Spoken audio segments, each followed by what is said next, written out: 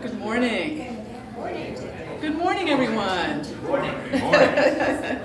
Good to see you today. We have a beautiful day out there, don't we? Just a gorgeous day. I'm glad you decided to spend an hour or so with us here this morning. We're grateful to see you. We're delighted to, I don't think we have any newcomers in the house, do we? We're all old timers here, right? Good, okay. So you all know the ropes, and you know there's masks available at the back on the table and sanitizer for anyone who might need any of that kind of stuff. So thank you for being with us today. We're so grateful to have Laura Adair with us this morning. Welcome, Laura. It's been a while. And grateful to have Michael Conscious at the keyboard making it happen. Thank you, Michael. All right, and thank you all for being here, and you folks online tuning in as well. So we always want to begin to think about prayer. We're very inclusive in our prayers in unity, including ourselves, our loved ones, our world, all living beings across the planet we hold in prayer. And as we begin to think about going into prayer, Laura Adair is going to do a beautiful going into prayer song for us.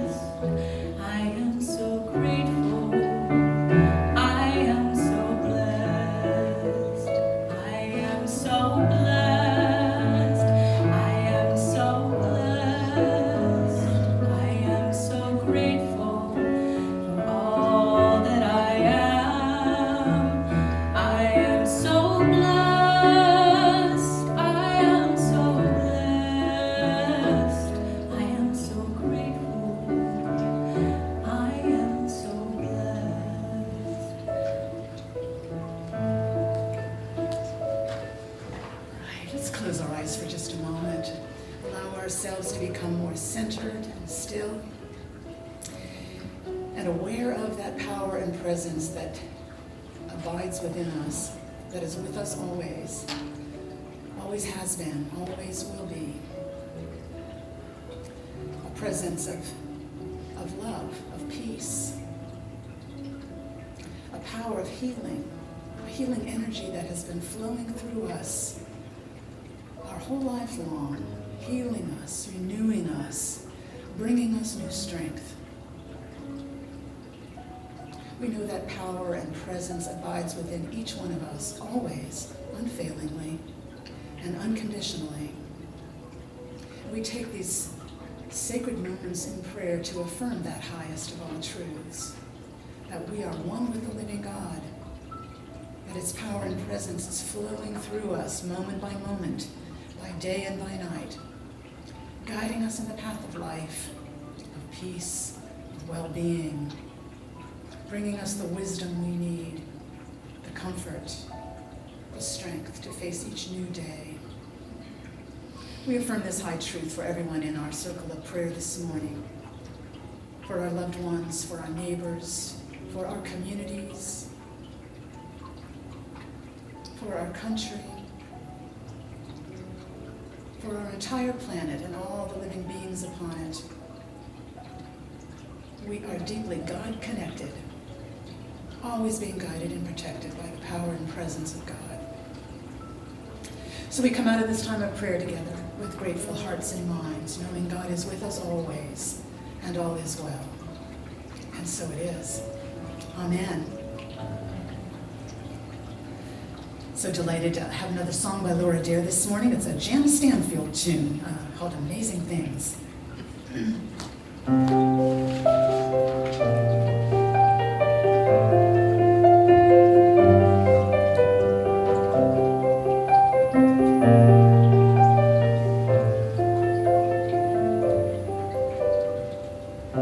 You will do amazing things with the choice each new day brings, and with every step you take, bless the progress that you make.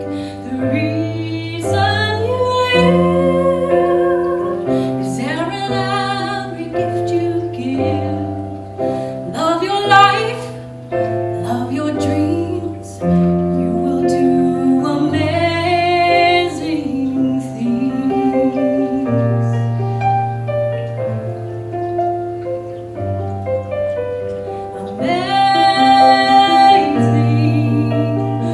Amazing, you will do amazing things. Amazing, amazing, you will do amazing things.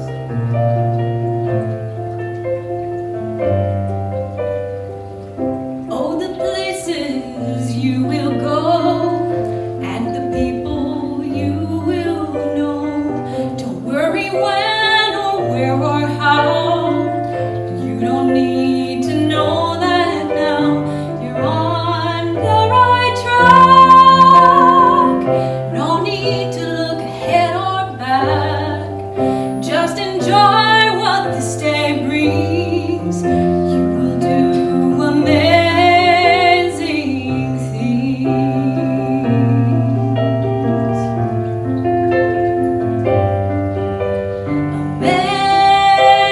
Amazing, amazing, you will do amazing things. Amazing, amazing, you will do amazing things. You don't have to work it out, just stay in the here and now. Let your mind rest for a little while. Sometimes deepest answers come when you're out there having fun. So close your eyes and take a breath and smile. Amazing, amazing, you will do amazing things. Amazing, amazing, you will do amazing things.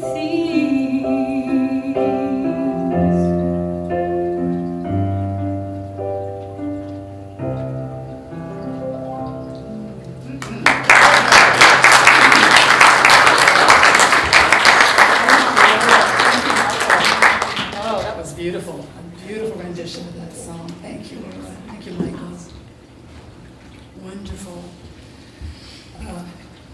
Perfect lead into some reflections on perspective this morning. I think about perspective a lot. It's something I come back to again and again. It's really daily work we do, isn't it?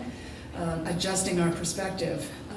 It's a power we have, kind of an overlooked one when we don't claim regularly enough or consciously enough, I think, but one we all have, this power to shift our perspective and reap the benefits that come with being able to do that. So I was looking for jokes about perspective. You know, I like to start with something kind of funny, and here's a joke about perspective. It's really it's not a ha-ha kind of joke, it's just a little bit humorous, but It's about a couple ladies, they're the hairdresser, and they're having a conversation while waiting for their appointments. And Sadie says to Rose, the other woman, so how's that daughter of yours doing? And Rose says, oh, she's doing great. Yeah, she married a wonderful man. He's got a good job in the city, so she gave up her secretarial job, and she doesn't have to cook too much because he takes her out to dinner a lot, and she doesn't have to clean much. She got her a maid, and even with childcare, she doesn't have to overwork. They have a nanny available, and so she's doing great. So Sadie then asked, well, how about your son? How's he doing? She said, oh, it's terrible. His life is awful. He married a horrible woman. She never cooks anything, so he has to take her out to dinner all the time. And God forbid she should ever have to vacuum a carpet, so she made him get her a maid, and she hardly even does any child care, so he had to get her a nanny. Oh, it's terrible. His life is miserable. That was kind of a good little story on perspective, isn't it? Same details, very different take. And we do that a lot in our lives, really, too. We all kind of go around with a perspective before us. It's just, it's not, we can't see it necessarily. I've always liked the idea. Way back in the 14th century, they had an optical glass, kind of like a little telescope, that was called a perspective, that people looked through to be able to see farther and more clearly. A perspective. That word comes from Latin, perspicere. It means to look through, to see clearly. And that's what those little optical perspectives were about way back then. And the quality of how well you saw, or how far, or how clearly, was somewhat dependent on the quality of your perspective, the little thing you picked up. In art, we've got a lot of artists in the house in this congregation. Perspective is pretty basic in art, isn't it? Artists, I see some nods.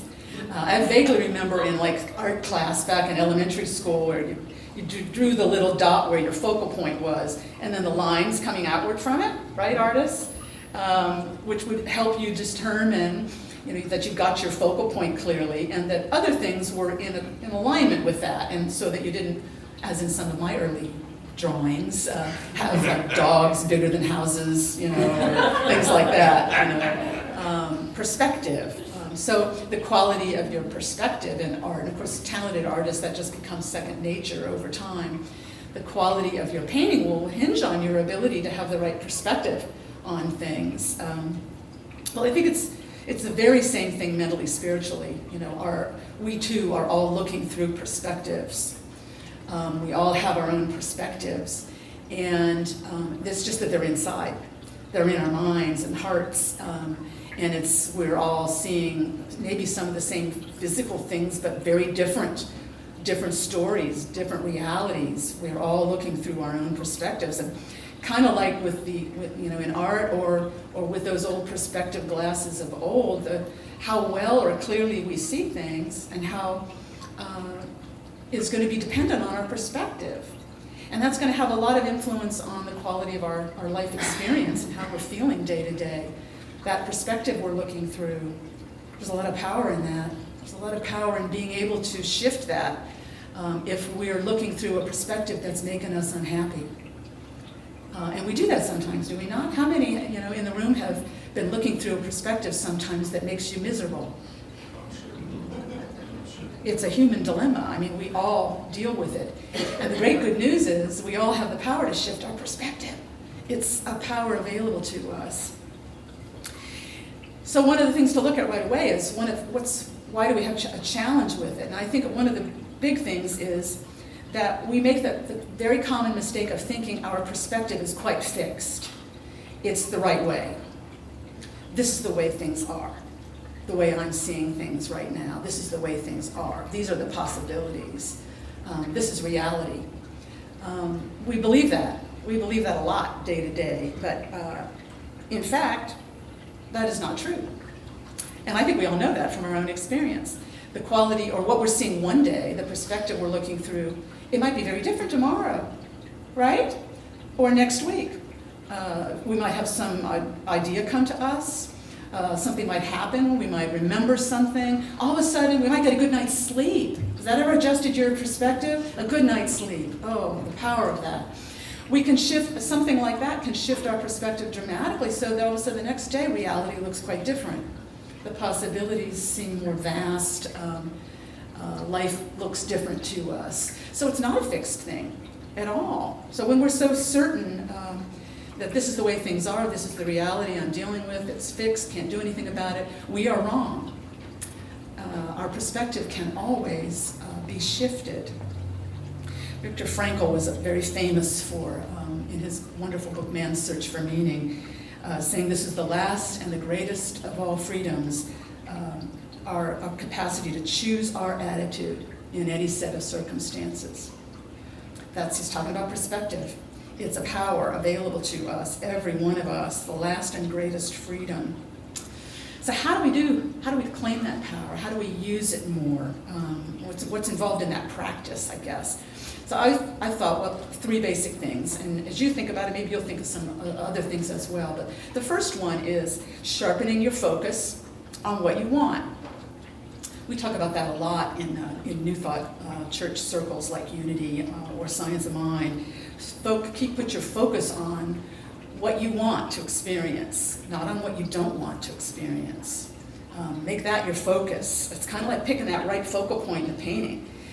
You're going to get a greater clarity and a better creation in your life, too, if you choose your focal point carefully and not have this mixed focus, which we do most of the time, I think. Like, yeah, I'm seeing some good things I'm grateful for, but mostly I'm seeing everything I hate. And a lot of judgments, or things like that, things I'm angry about. I got a lot of that. So it's a very mixed focus. And with a mixed focus, you get mixed results, right?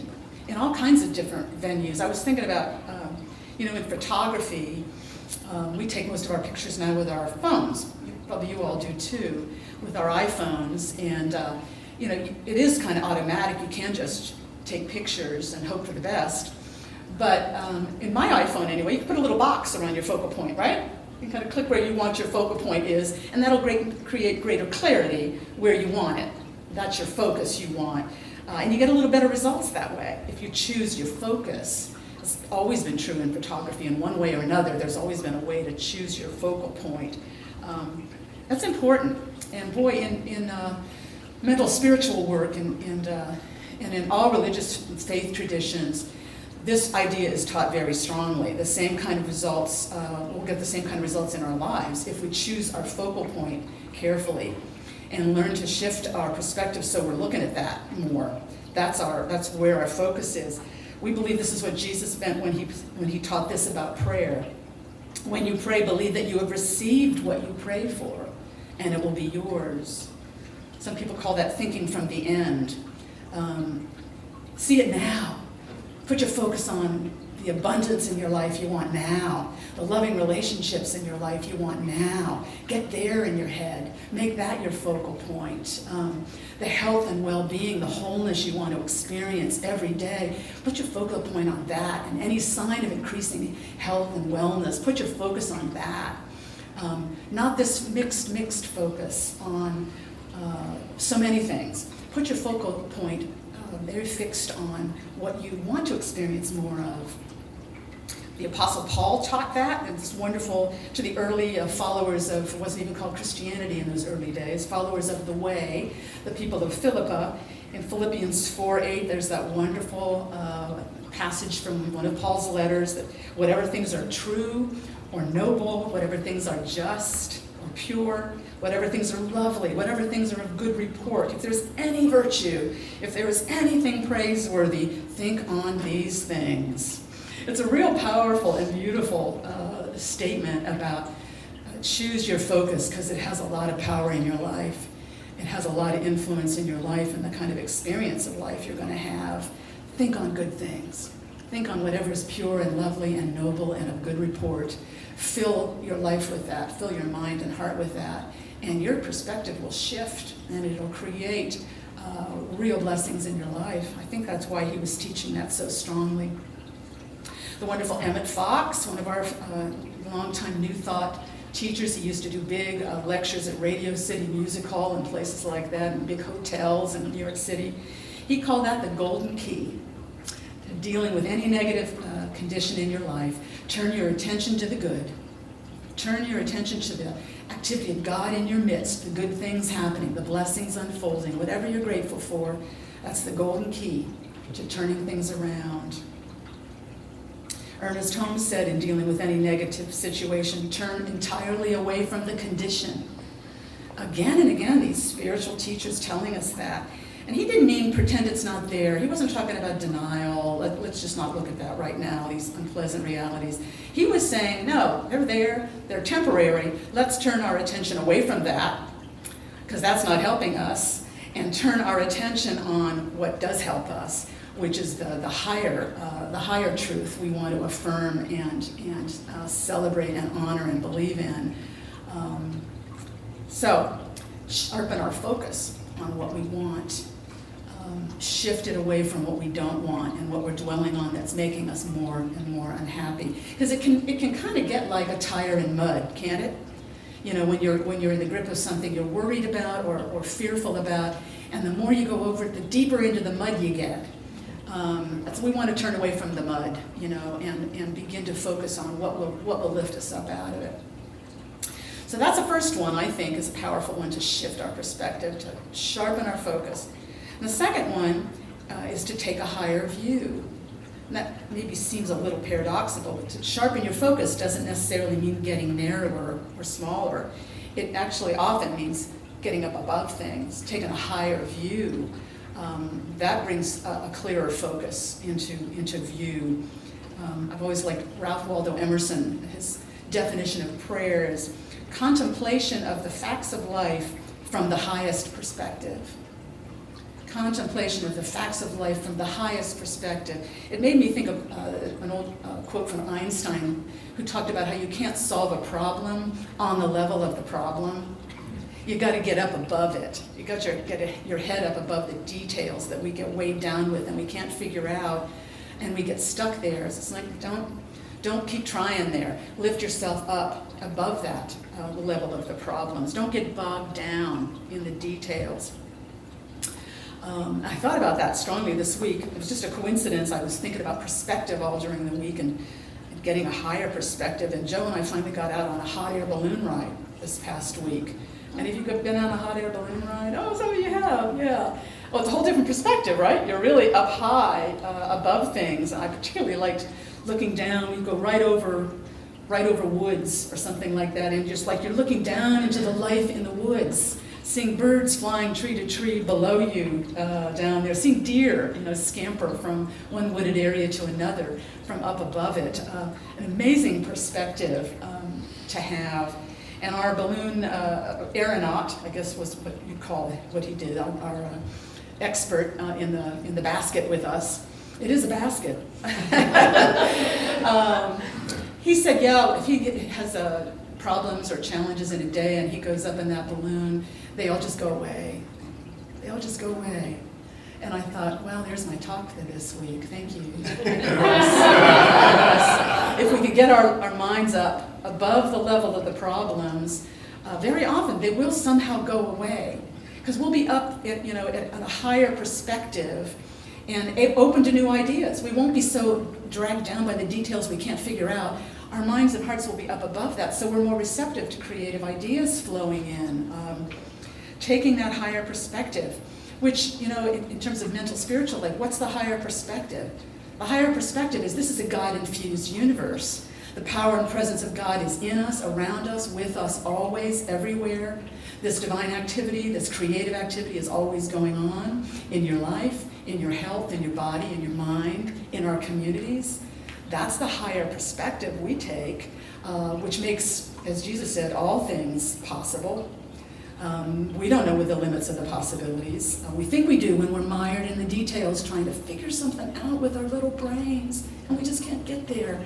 But if we can get our minds up here, and so much more becomes possible. So much more becomes possible. And that's the third one I came up with, which is make room for God to work. Make room for God to do the work. And in many ways, that's what's about getting our minds up out of the details and getting up higher, is we leave room for God to work that way. We are open to divine influence and guidance and creative ideas. When we're wrestling with the details of a problem, our minds and hearts are not open that way. But when we get ourselves a little clearer focus on what we want, and up above the details, taking a somewhat higher view, which is the activity of God in our midst, then we're open and receptive. We're really kind of alert and watchful for ideas to come and for guidance to come, which we will then follow. We're letting God do the work. And I think that can be a very powerful part of this work with our perspective, is to know that we are doing that. Know that we are laying the groundwork as we release things, as we take this higher view. This is a God-infused universe. We are laying the groundwork for God to do amazing things in our lives. Because we're wide open. We have taken our hands off the wheel that we've been gripping so tightly, trying to figure out how to get there. We've released it, and we're trusting there is a higher power, a higher energy at work everywhere within and around us. So I'm alert, I'm receptive, I'm ready to follow. There's a wonderful Old Testament story, goes way back, Abram and Lot. It's this story in Genesis 13. They're having strife, trying to share this territory, and they all have expansive families and herds and flocks and tents and so on, and they're having strife. And so Abram suggests, let's split it up. And Lot, my kinsman, you make the first selection. You can have whatever part of the land you want, and I'll take what's left. So Lot chooses the best part, the plains along the Jordan River. And then they separate. And Abram is probably looking around thinking, whoa, what am I stuck with? This arid territory over here, whatever. But guidance comes to him. He's open to divine influence. Guidance comes to him and leads him up to a high mountain. That's how the story goes. Taking a higher view, this is a teaching story for us. Leads him up a high mountain. God is with him, guiding him up there. And he gets up on this mountain. He urges Abram to look out far and wide. He says, raise your eyes now and look from the place where you are. For all the land that you see, I will give to you and your offspring forever. There's a lot more available to us than we realize if we take a higher view and let God do the work.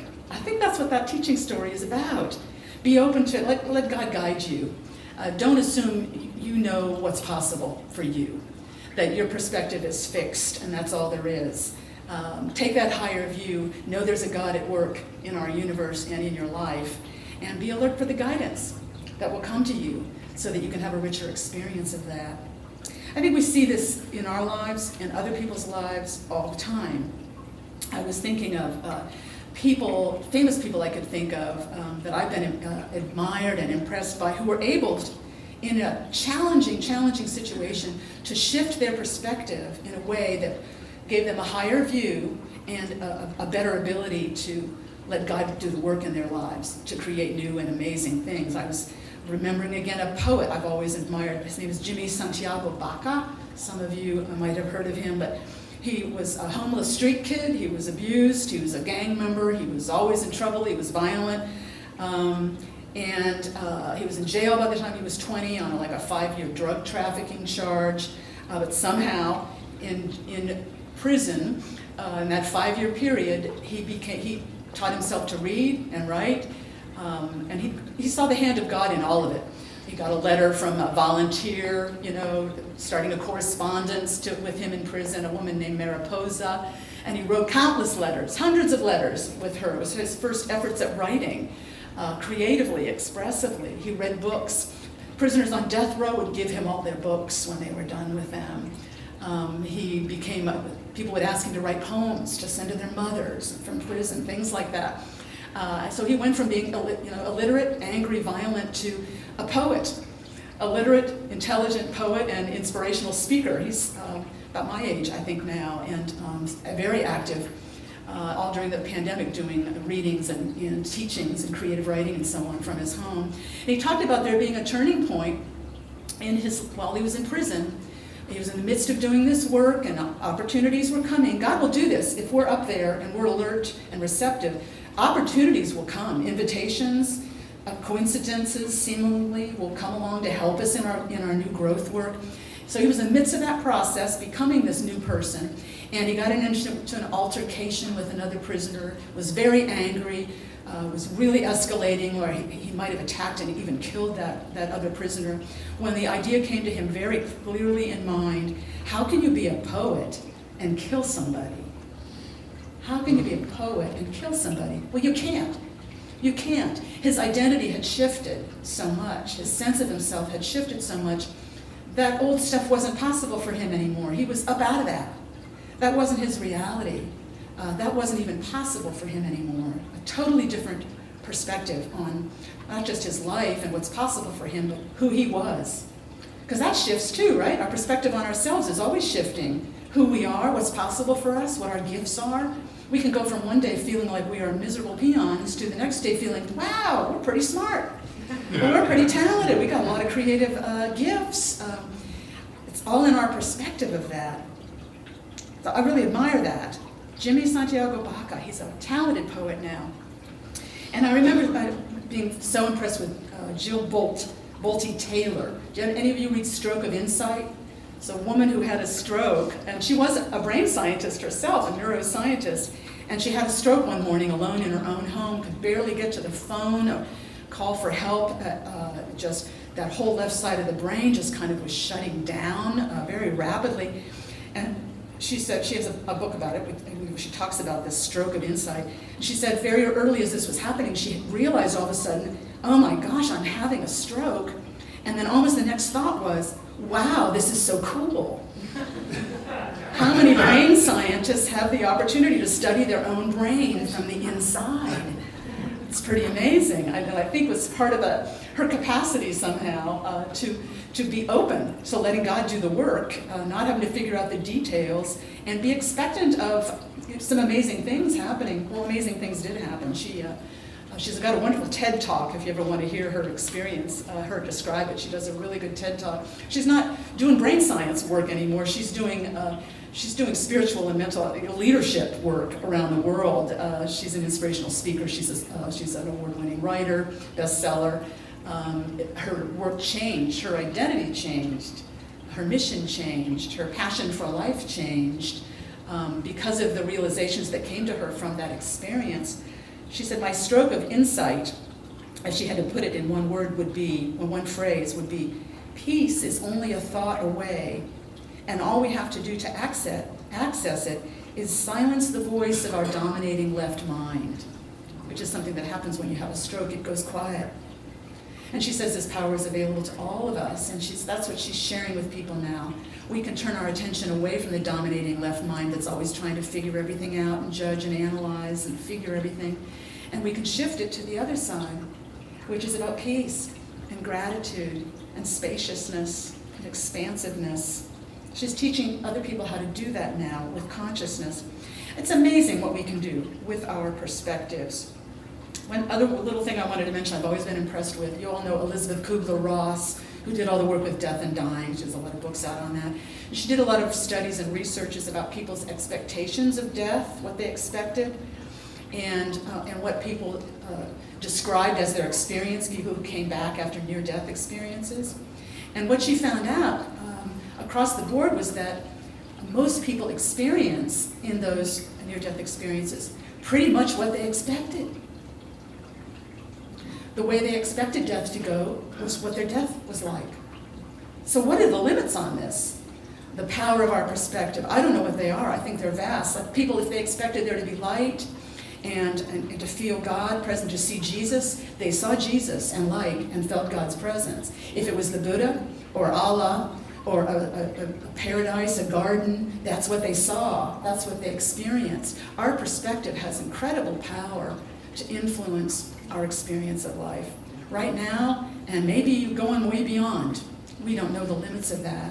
But it's a power available to us, and it's something we work with every day, and it can bring us rich benefits. The more conscious we can become of our perspective and where it's going and where we want it to be. In whatever situation you're facing, your question is, how are you going to see it?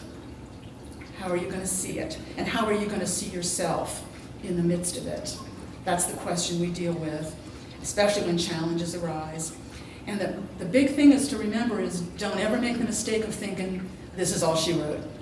Don't ever make the mistake of thinking it's a fixed perspective, there aren't any other possibilities, this is what you're stuck with, because that is always a lie. There's always more possible. There's always a higher view to take that will open up new possibilities that we maybe just can't see yet, that will become apparent to us if we can get our mind up out of the details. So take advantage of your power to choose your perspective and let God do amazing things in your life. Let's close our eyes for a moment and just affirm that commitment, that intention, that we are going to keep our minds and hearts up out of the troubling details of our lives, to keep our view high, to remember this highest of all truths, that God is alive and at work in our midst, in our bodies, minds, and spirits, in our relationships, in our communities, in our homes, everywhere in our world, among all living beings across the planet. The power and presence of God is always flowing, always at work, bringing new possibilities beyond our dreams at this point. So we affirm that high truth. We are expectant, we are wide open and ready to receive guidance moment by moment, day by day, and we are grateful. So it is. Amen. Amen. Can I get an amen? Amen. Thank you. Always encouraging to hear an amen. All right. As always, we want to take a moment to thank everyone here and out there for your continuing support for the church. We're so blessed to have it. If you brought a gift to share today, you can put it in a basket on those back tables. We have one on each one. Or if you send something in by PayPal, or send something by check to the church. Support is coming in all three ways nowadays, and we're so grateful for all of that. So we'd like to say, as always, our offertory blessing. If you join me in it, those of you who know it, divine love through me blesses and multiplies all that I have, all that I give, and all that I receive, and I am grateful. So it is. Now Laura's going to do another song for us called Let Love Lead the Way, Claudia Carawan's song.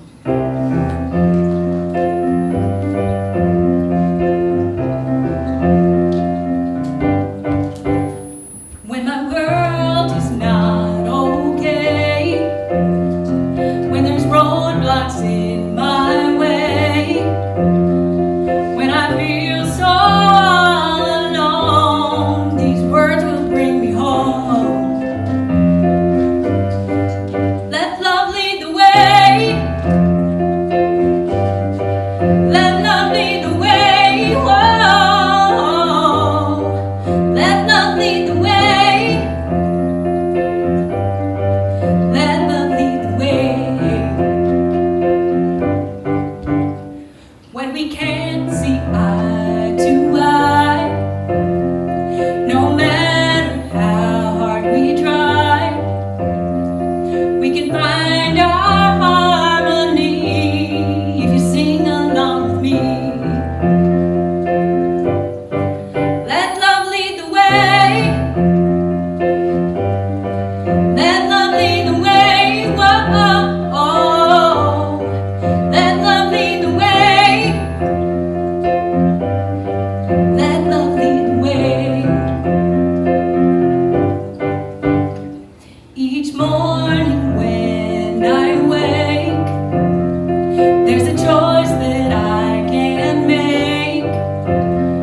In everything I do or say, I'll let love lead the way. Let love lead the way. Let love lead the way. Whoa.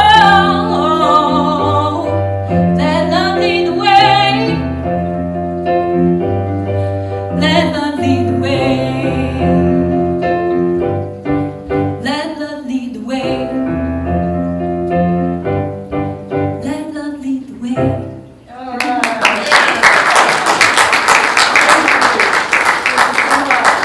Thank you, Laura. Thank you, Michael.